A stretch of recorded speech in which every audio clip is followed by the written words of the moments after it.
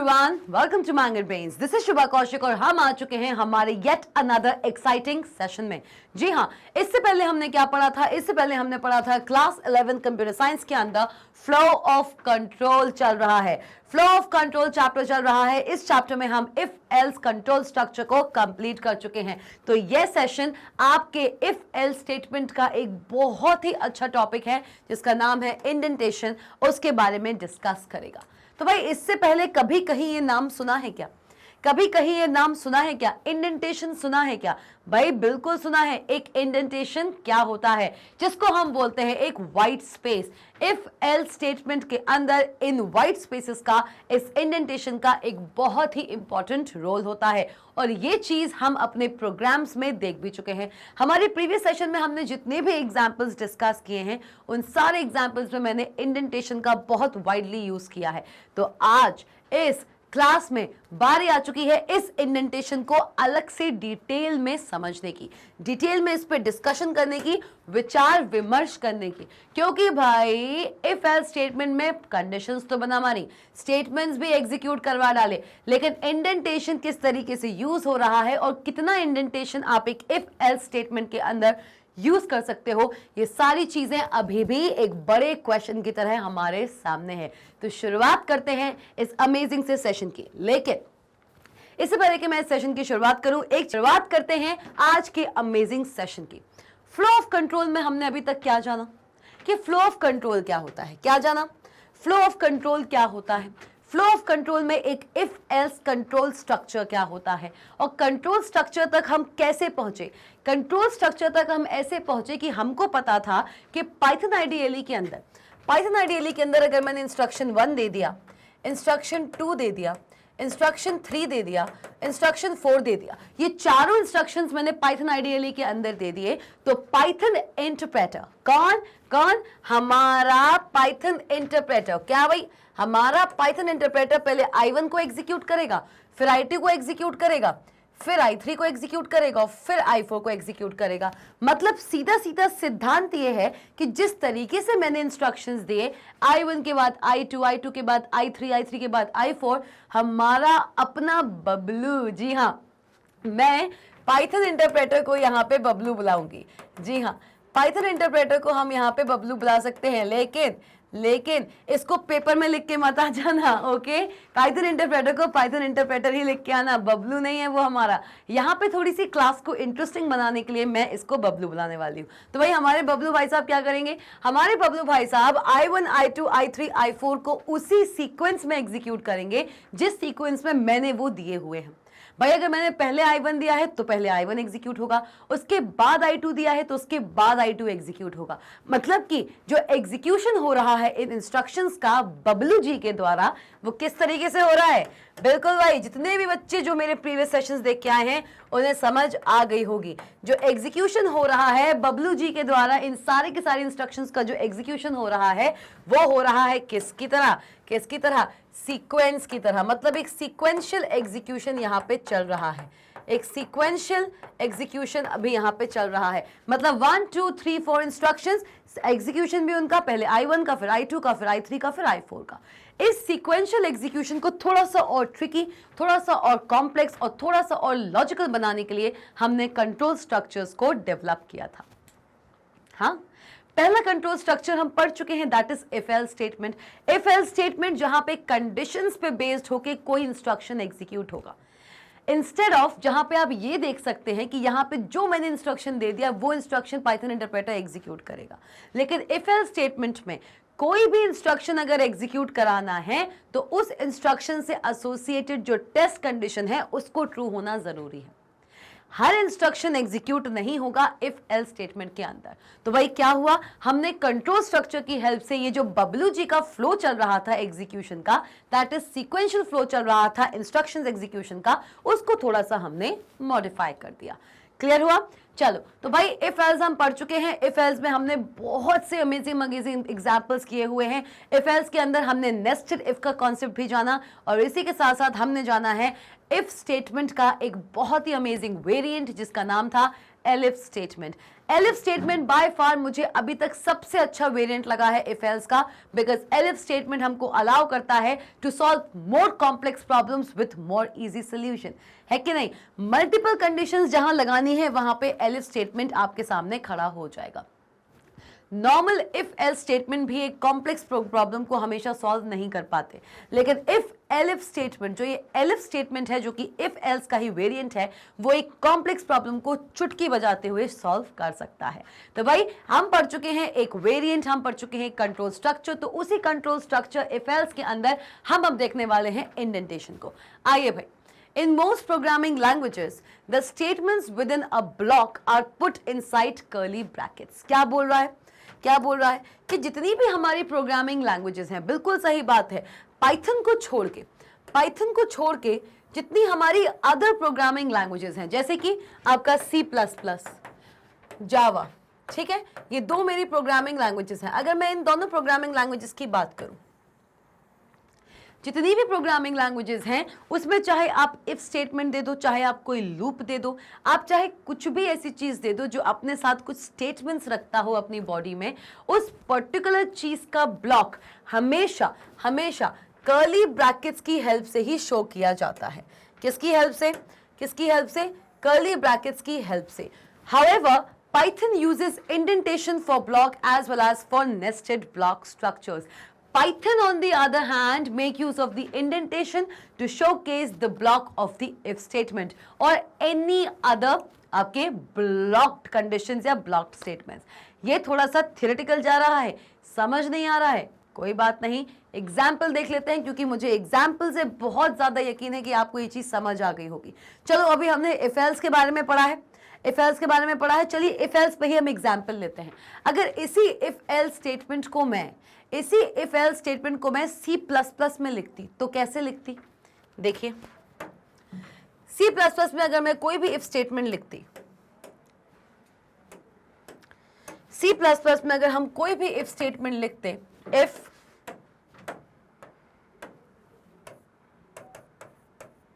Test condition, ठीक, if test condition, semicolon लगेगा नहीं क्योंकि ये एक फंक्शन है, और इसके अंदर मैं क्या दूंगी, ये इफ है, टेस्ट कंडीशन है, ना ही इसमें कोलन लगेगा। क्यों, क्योंकि हम C++ में एक कंडीशन लिख रहे हैं।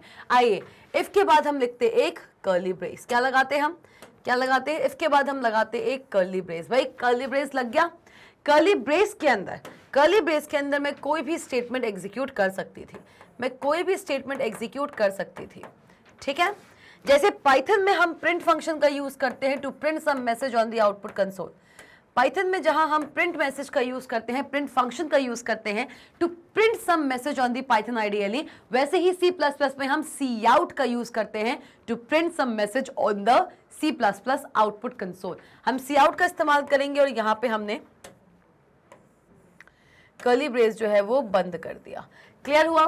तो हुआ क्या, इफ स्टेटमेंट दिया हुआ है, लेकिन इफ स्टेटमेंट को लिखने का तरीका यहां पे अलग हो गया। क्या किया, इफ के बाद हमने दिया कर्ली ब्रैकेट, कर्ली ब्रैकेट के अंदर हमने वो स्टेटमेंट दिया है जो एग्जीक्यूट होगा अगर ये वाली टेस्ट कंडीशन ट्रू रिटर्न करेगी। लॉजिक वही है जो हमने पाइथन में पढ़ा कि इफ के अंदर जो भी स्टेटमेंट है वो एग्जीक्यूट ही तब होगा जब इफ के साथ टेस्ट कंडीशन ट्रू रिटर्न कर रही है। तो भाई लेकिन C++ में उसको लिखने का तरीका चेंज हो गया। इफ के अंदर कोई भी स्टेटमेंट, मतलब इफ का ब्लॉक, किसका, इफ का ब्लॉक, ब्लॉक इसको कहते हैं ब्लॉक, इसको हम कहते हैं ब्लॉक। और ये किसका ब्लॉक है, ये इफ का ब्लॉक है। किसका ब्लॉक है, ये किसका ब्लॉक है, ये इफ का ब्लॉक है। इफ के ब्लॉक के अंदर चाहे एक स्टेटमेंट आए चाहे मल्टीपल स्टेटमेंट आए, C++ के अंदर वो आपके कर्ली ब्रेसेस में एम्बेड रहता है। सिमिलरली ये चीज आपकी जावा में भी आपको देखने को मिलेगी। आइए, इफ, याद रखिएगा ये जो मैं पैरेंथेसिस लगा रही हूं, राउंड ब्रैकेट्स लगा रही हूं, ये सिर्फ आपकी टेस्ट कंडीशन को अलग से दिखाने के लिए लगा रही हूं। टेस्ट कंडीशन, ठीक,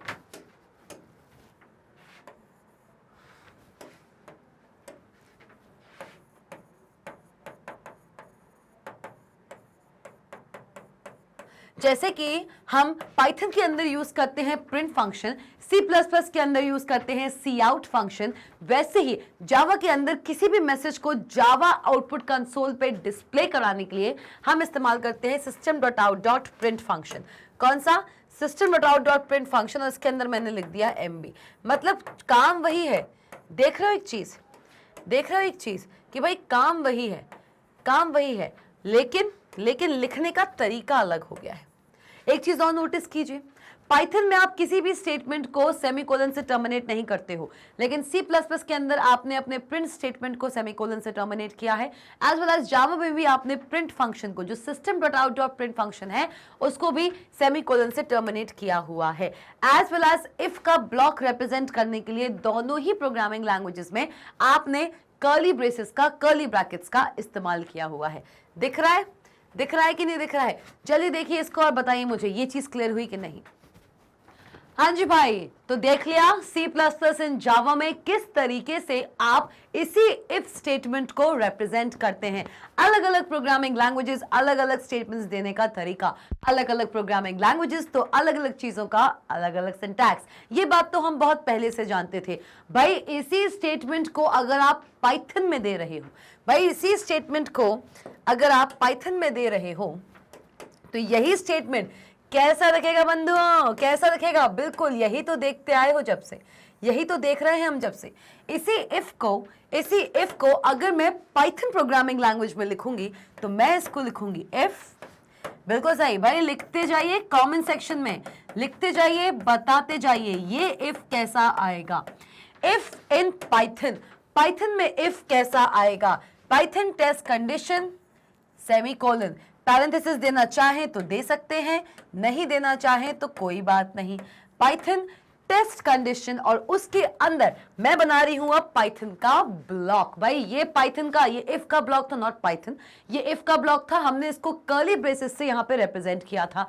जावा में ये इफ का ब्लॉक था, इसको भी हमने कर्ली ब्रेसेस से रिप्रेजेंट किया था। लेकिन पाइथन में इस कर्ली ब्रेस की जगह किसने ले ली है? किसने ले ली है? इसने ले ली है। किसने? इंडेंटेशन ने, जिसको हम क्या बोलते हैं? जिसको हम क्या बोलते हैं? एक वाइट स्पेस भी। क्या बोलते हैं? White space. वाइट स्पेस बोल लीजिए, या फिर सिंपली भी आप स्पेस बोल सकते हैं। It's well and good. आप चाहें तो इसको वाइट स्पेस बोल सकते हैं, आप चाहें तो इसको एक सिंगल स्पेस भी बुला सकते हो। तो भाई इस सेम इफ को हम लिखने वाले हैं पाइथन के अंदर। किसके अंदर? पाइथन के अंदर। कायदे से इफ के जस्ट नीचे आपको चाहना था, लेकिन इफ के नीचे ना आके थोड़ा सा स्पेस देके, थोड़ा सा स्पेस देके हम क्या लिख रहे हैं? हम लिख रहे हैं प्रिंट। प्रिंट करा रहे हैं, किसको करा रहे हैं प्रिंट भाई? हम प्रिंट करा रहे हैं same statement, that is MB। यही होता है पाइथन में। मतलब कि तीनों ही प्रोग्रामिंग लैंग्वेजेस में, ये तीनों ही प्रोग्रामिंग लैंग्वेजेस में आप इफ स्टेटमेंट को मेंशन कर रहे हो, लेकिन तीनों प्रोग्रामिंग लैंग्वेजेस में आपने ये देख लिया कि इफ स्टेटमेंट को मेंशन करने का जो सिंटैक्स है, जो तरीका है, वो अलग है। C++ में हम किसी भी इफ स्टेटमेंट के ब्लॉक को जब रिप्रेजेंट करते हैं, बोथ इन C++ एंड जावा, तो हम कर्ली ब्रेसेस का इस्तेमाल करते हैं। Whereas in Python, if you want to display, if you want to mention the block of the if statement, you make use of किसका इस्तेमाल करते हो भाई? किसका इस्तेमाल करते हो? You make use of spaces कह लीजिए या फिर इंडेंटेशन कह लीजिए, बात बराबर है। ये सारी चीजें हम वैसे तो अपने प्रीवियस सेशन में पढ़ चुके हैं, लेकिन क्योंकि यहाँ पे हम इंडेंटेशन को बहुत ही डीप तरीके से देखने वाले हैं, ऐसे बहुत से वेरिएशंस हैं जो आपको इस सिंगल इंडेंटेशन में भी देखने को मिल सकते हैं। वो सारी चीजें हम यहाँ पे मेंशन करने वाले हैं। आ जाओ। However, Python uses indentation for block as well as for nested block structures. सिर्फ एक ही if के ब्लॉक को रिप्रेजेंट करने के लिए हम यहाँ पे इंडेंटेशन का इस्तेमाल नहीं करते। हमने नेस्टेड इफ पढ़ा है, इफ के अंदर इफ, यहां तक कि अगर मैं एक इफ के अंदर कोई दूसरा इफ भी बनाती हूं, तो हर एक इफ के ब्लॉक को रिप्रेजेंट करने के लिए, चाहे वो इनर इफ हो या आउटर इफ हो, to represent the block of every if I will make use of the indentation, that is the white space, जो कि आप यहां देख सकते हो। क्लियर? ये जो मैंने एसपी लिखा हुआ है, ये स्पेस है, ऐसे आप लिख के नहीं आओगे।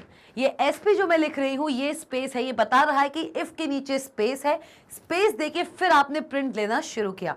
पाइथन आइडियली में आप जैसे ही इफ स्टेटमेंट लिखेंगे, कोलन के बाद आप जैसे ही एंटर प्रेस करोगे ना, कोलन के बाद आप जैसे ही एंटर प्रेस करोगे ऑटोमेटिकली आपका कर्सर नेक्स्ट लाइन पे थोड़ा सा स्पेस देके यहां पे ब्लिंक होना शुरू हो जाएगा.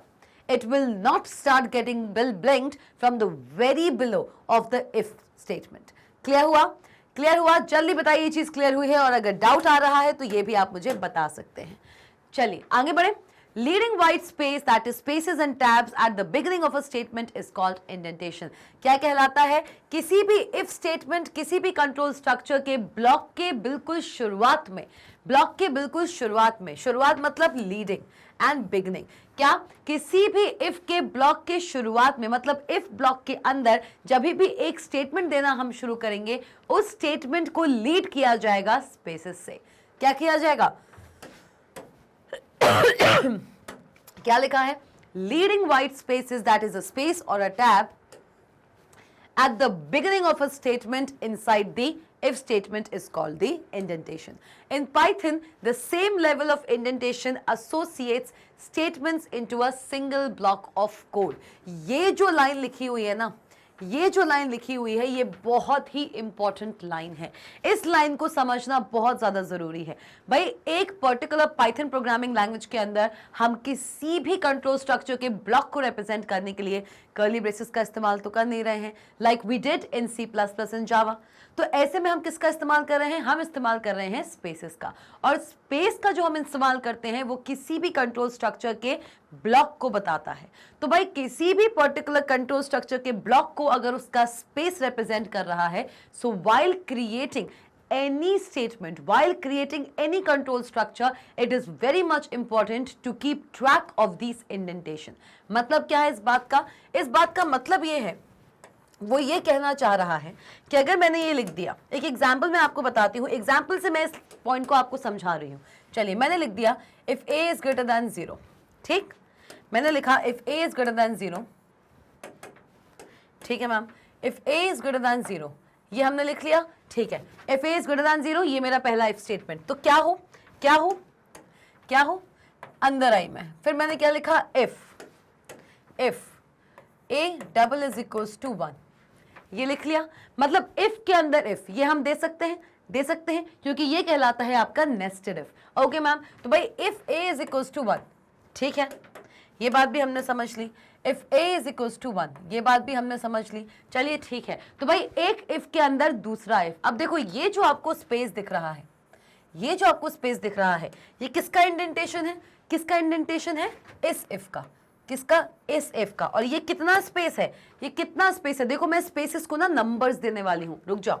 ये कितना स्पेस है? ये एक स्पेस है. कितना है? मतलब एक आपने अपने स्पेस बार पे एक बार प्रेस किया होगा, या आपने टैब की को प्रेस किया होगा अपने कीबोर्ड से, तो ये एक स्पेस है. और ये बता रहा है this one space is identifying that this is the front या एक्सटर्नल इफ ब्लॉक. यहां से इस वाले इफ का ब्लॉक शुरू हो चुका है. ठीक है, आओ अब देखो, इस इफ के अंदर एक और इफ बनाया. अब अगर ये भी एक इफ स्टेटमेंट है तो इसका भी ब्लॉक होगा. होगा ऑफ कोर्स, क्यों नहीं होगा, क्योंकि ये भी एक इफ कंट्रोल स्ट्रक्चर है. इफ के अंदर हम आए, इफ के अंदर आए तो भाई ये तो हमारे इस वाले इफ का ब्लॉक चल ही रहा था, ये तो हमारे इस वाले इफ का ब्लॉक चल ही रहा था. इस इफ के अंदर अब मुझे देना रहेगा यहां पे, क्या देना रहेगा? तो मतलब इसके पास आएगी दो स्पेसेस. कितनी स्पेसेस आएंगी? इसके पास आएगी दो स्पेसेस, एक इस वाले इफ की और एक इसकी खुद की, एक इसकी खुद की. तो वे यहां से इसका स्टेटमेंट शुरू होगा. देखिए, ठीक, चलो अगर ऐसा है तो प्रिंट ए करो, और अगर ऐसा नहीं है, अब देखो ये चीज कहां हमें समझ आएगी. देखिए, और अगर ऐसा नहीं है, देखो अगर a की वैल्यू इक्वल्स टू 1 है, एंटर प्रेस किया, इफ के अंदर आए. इफ के अंदर आप जैसे ही आओगे पहले स्पेस आता है, 1 को यहां पे भूल जाओ, इस 1 को आप यहां पे भूल जाओ. इफ स्टेटमेंट जैसे ही एग्जीक्यूट होगा, कर्सर आप एंटर प्रेस करेंगे, एंटर प्रेस करने के बाद आपका जो कर्सर है वो इस इफ के नीचे आएगा, और इफ के नीचे हमेशा एक स्पेस आता है, उसके बाद ही स्टेटमेंट लिखना शुरू होता है. तो भाई इस पे आइए, एक स्पेस आया, आपने स्टेटमेंट लिखना शुरू किया. अगर a की वैल्यू इक्वल्स टू 1 है तो ये स्टेटमेंट एग्जीक्यूट हो, और अगर ऐसा नहीं है, देखो दिख रहा है, ये आपका ये वाला इफ है. देखो ये वाला आपका ये वाला इफ है, तो इफ का ब्लॉक यहां खत्म. इसी के जस्ट नीचे इसका एल्स आएगा. इस इफ का एल्स यहां आएगा, देखो जरा, इस इफ का एल्स यहां आएगा, ठीक। इस इफ का एल्स जो है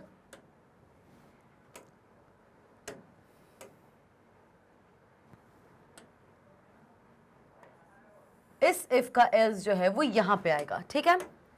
okay, so this is 2 and this is 1, ठीक है। तो ये वाला इफ जो है उसका एल्स जो है वो यहां पे आएगा। ओके, अब भाई एल्स भी अगर चल रहा है तो इफ एल्स पूरा आपका स्टेटमेंट होता है, इफ एल्स पूरा आपका स्टेटमेंट होता है। चलिए ठीक है, ओके।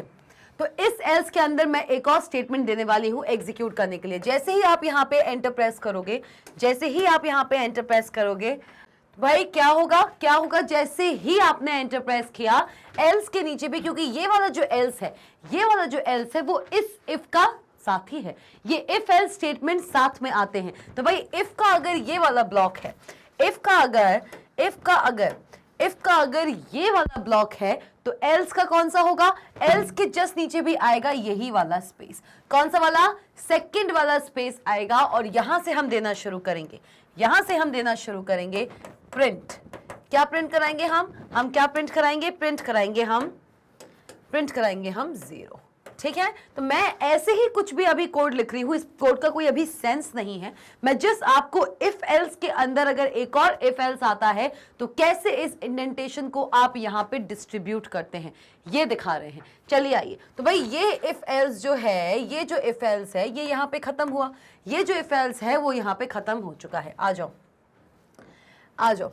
तो भाई हुआ क्या कि इफ के नीचे पहला स्पेस था, इस इफ के नीचे दूसरा स्पेस आया। मतलब ये जो पहला स्पेस है ये तो चल ही रहा था, ये जो पहला स्पेस है ये तो चल ही रहा था, लेकिन इसके साथ साथ हमने एक और स्पेस दिया है to represent the second if inside the already existing if, मतलब कि नेस्टेड इफ।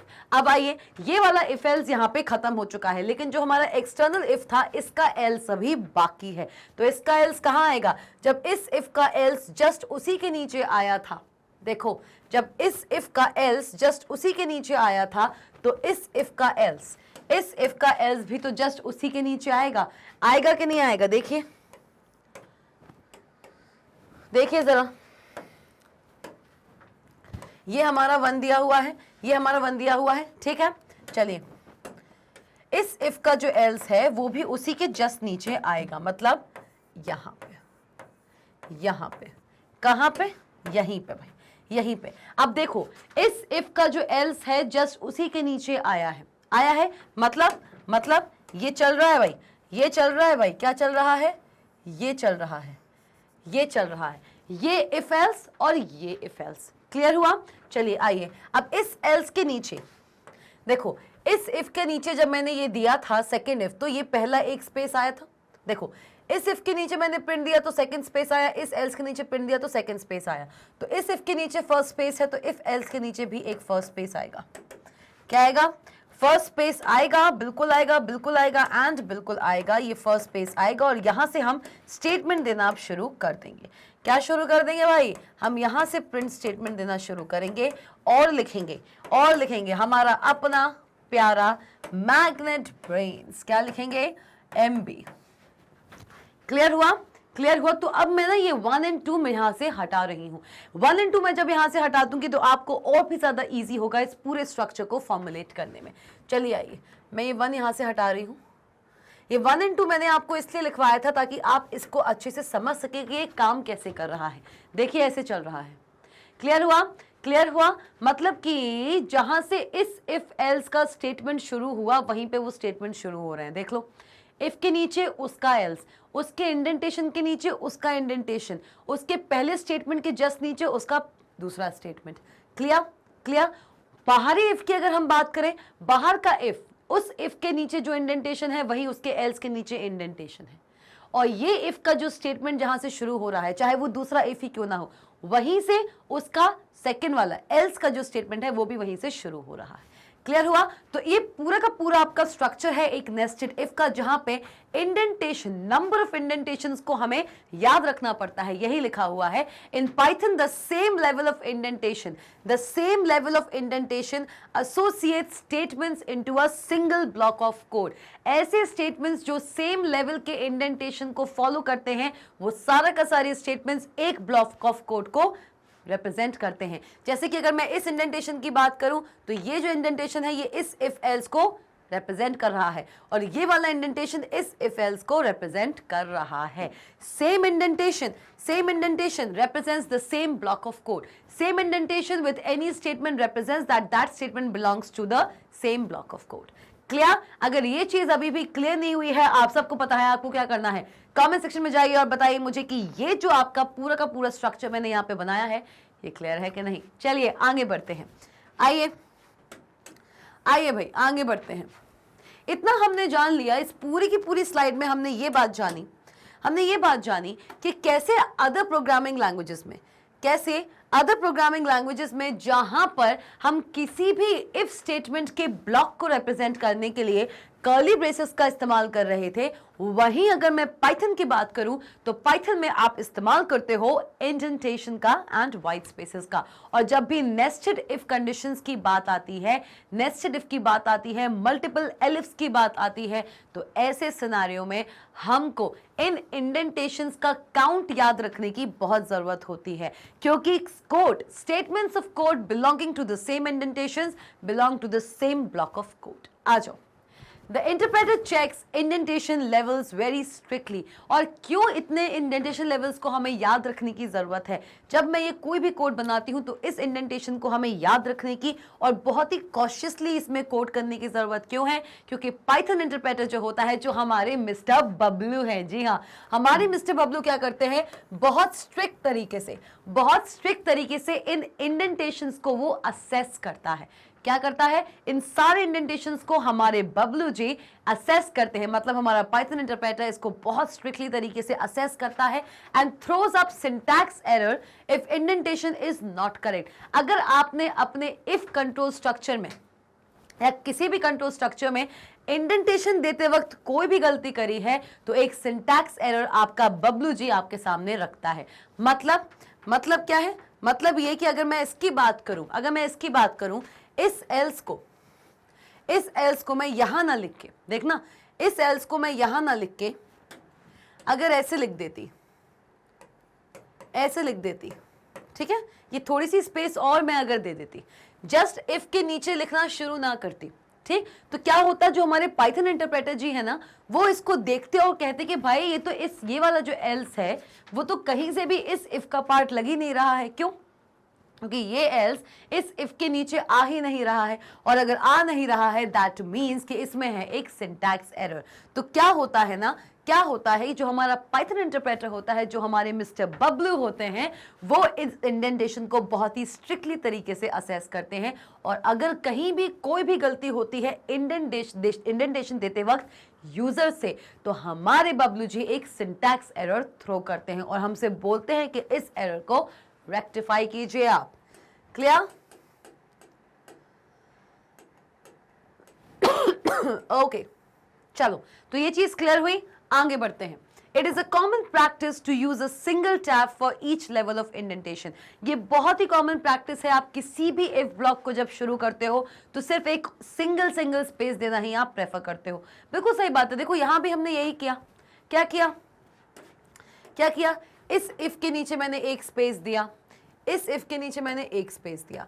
एक स्पेस से ज्यादा मैं किसी पर्टिकुलर, ये नहीं कि एक इफ के आगे मैंने बहुत सारे स्पेसेस दिए फिर मैंने दूसरा इफ लिखना शुरू किया, नहीं। हम मेजरली ना एक सिंगल टैब को ही प्रेफर करते हैं, एक सिंगल टैब देना हम ज्यादा पसंद करते हैं while writing any control structure.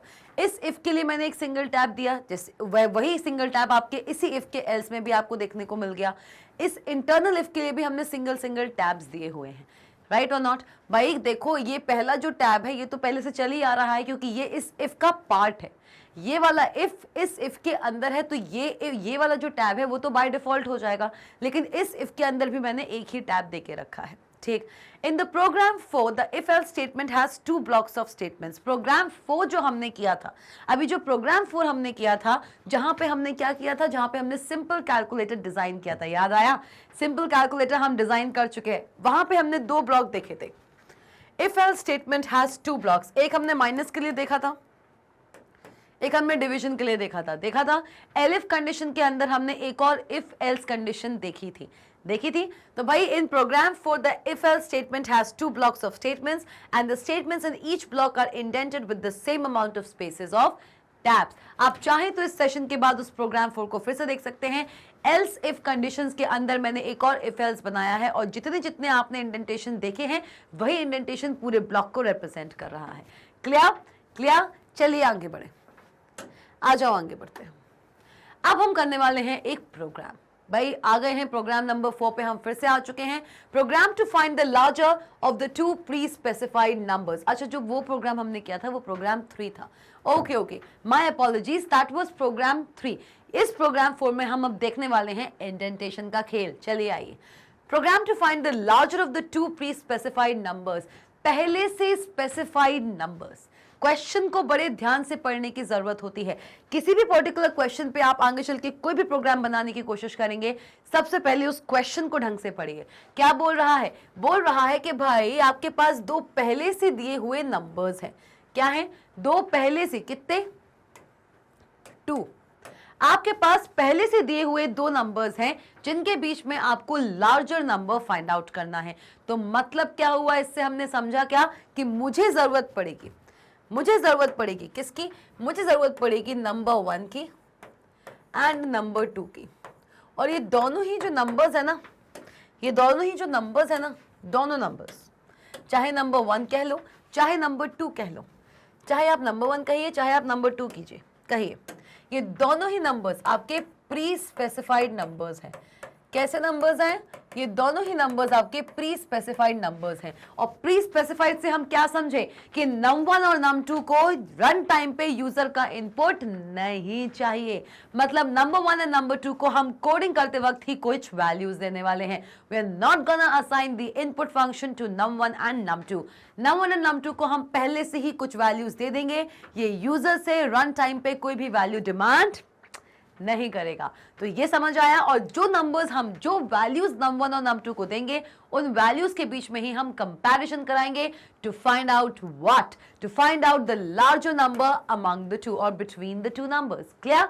चलो आओ देखते हैं program 4, program to find larger of the 2 numbers. देख लीजिए यहाँ पे कहीं इनपुट मेथड दिख रहा है, कहीं पर भी इनपुट फंक्शन दिख रहा है? देखो जरा, क्या दिख रहा है इनपुट फंक्शन? नहीं।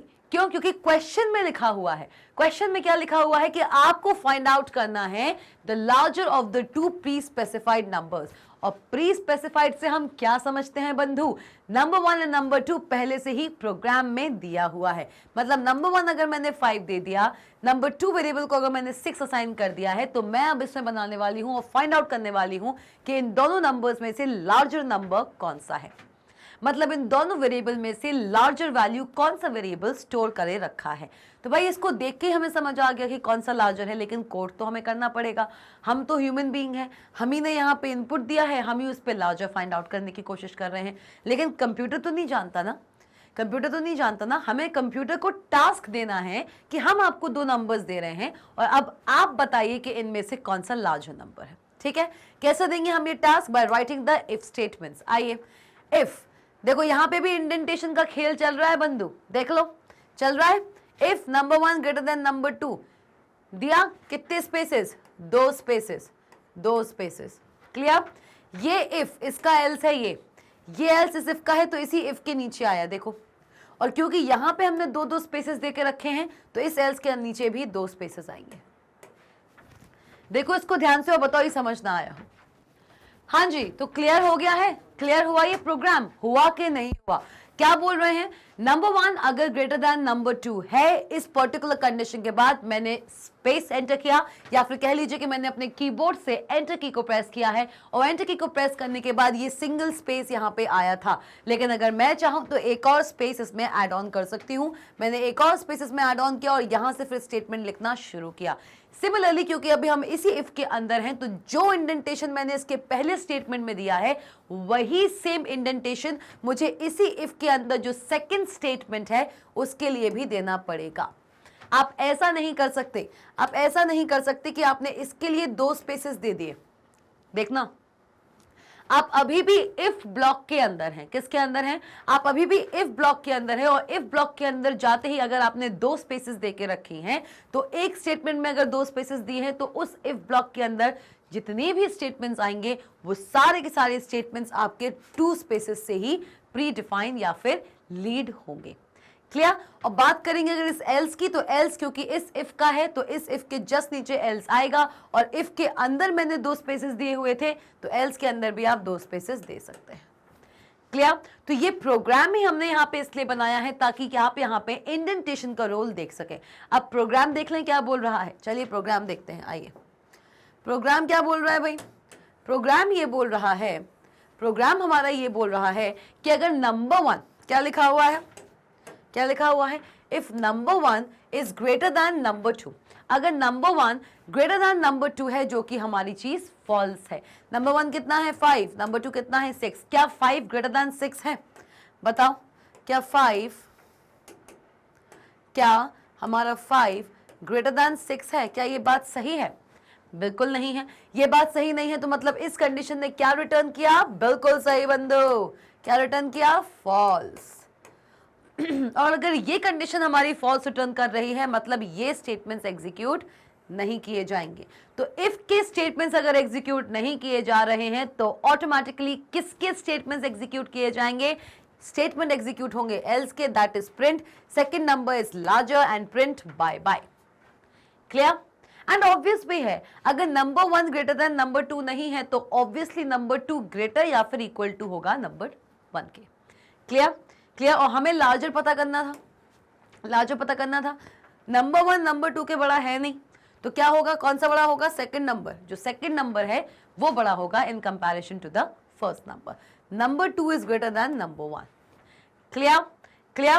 क्लीन एंड क्लियर है कि नहीं है? जल्दी जाइए कमेंट सेक्शन में और बताइए कि ये प्रोग्राम आपको logic wise and indentation wise clear हुआ है या फिर नहीं। चली जाइए कमेंट सेक्शन में। चलिए भाई, आउटपुट देख लीजिए। Second number is larger bye bye. ये जो 2 स्टेटमेंट्स थे हमारे एल्स ब्लॉक के अंदर, इन दोनों स्टेटमेंट्स को एग्जीक्यूट कर दिया गया है। चलिए आइए, आइए भाई, क्योंकि इसी के साथ साथ हम आ चुके हैं हमारे सेशन के एंड पे। जी हाँ, ये जो हमारा सेशन था ये भी बहुत ही एक्साइटिंग सेशन था, बहुत ही छोटा सा सेशन था जहां पे हमने इंडेंटेशन को लेके और भी ज्यादा डीप में चर्चा की। इफ एल्स स्टेटमेंट में हमने इफ पे बहुत अच्छे अच्छे प्रोग्राम्स बनाए, नेस्टेड इफ पे बहुत अच्छे अच्छे प्रोग्राम्स बनाए, एलिफ पे हमने बहुत अच्छे अच्छे एग्जाम्पल्स करके देखे, प्रोग्राम्स बनाए, लेकिन उसमें इन सारे स्टेटमेंट्स में जो इंडेंटेशन यूज हो रहा था उसका डिटेल स्टडी नहीं किया था। तो हियर वी आर, हमने इंडेंटेशन का भी बहुत डीप स्टडी कर लिया है। तो अब अगर आप इफ एल्स में कोई भी प्रोग्राम बनाते हैं तो इफ एल्स में प्रोग्राम बनाते वक्त, और स्पेशली अगर आप उसमें नेस्टेड इफ का जो क्राइटेरिया है अगर वो यूज करते हैं, तो इस चीज को करते वक्त बहुत ध्यान देने की जरूरत है, क्योंकि आप सबको पता है कि हमारे प्यारे बबलू जी हाँ, मतलब हमारे पाइथन इंटरप्रेटर इन इंडेंटेशंस को और स्पेसेस को बहुत स्ट्रिक्टली लेते हैं, बहुत सीरियसली लेते हैं। तो इसी के साथ साथ जिस तरीके से हमारे बबलू जी स्पेसेस को, इंडेंटेशन को इतना स्ट्रिक्टली लेते हैं, सीरियसली लेते हैं, आपको भी कुछ चीजें सीरियसली लेना बनता है। कौन कौन सी चीजें हैं? magicbrains.com, जी हाँ, magicbrains.com लेकर आया है आप सबके लिए बहुत ही exciting, fun and serious courses. कौन कौन से? CBSE English medium, spoken English, CUET, NTSC, Olympiad, CBSE Hindi medium, UP board, Bihar board, MP board, और न जाने कितने ही ऐसे टॉप कोर्सेज हैं जो आपको अवेलेबल है। कहाँ? सिर्फ एक ही जगह, www.magicbrains.com पे। और सिर्फ इतना ही नहीं है भाई, हम आपके लिए e books and e notes भी लाते हैं। इसी चीज के साथ करते हैं इस क्लास का यहाँ पर एंड। लाइक कीजिए इस वीडियो को अगर आपको ये वीडियो अच्छा लगा है। इंडेंटेशन अगर समझ आया है तो बिल्कुल बताइएगा, और कमेंट सेक्शन में अपने डाउट्स एंड क्वेरीज को पोस्ट करना मत भूलना। हर एक डाउट, हर एक क्वेरी पोस्ट की जाएगी एंड आंसर बैक भी की जाएगी। शेयर करना मत भूलना इस सेशन को। मिलते हैं नेक्स्ट सेशन में। Stay tuned.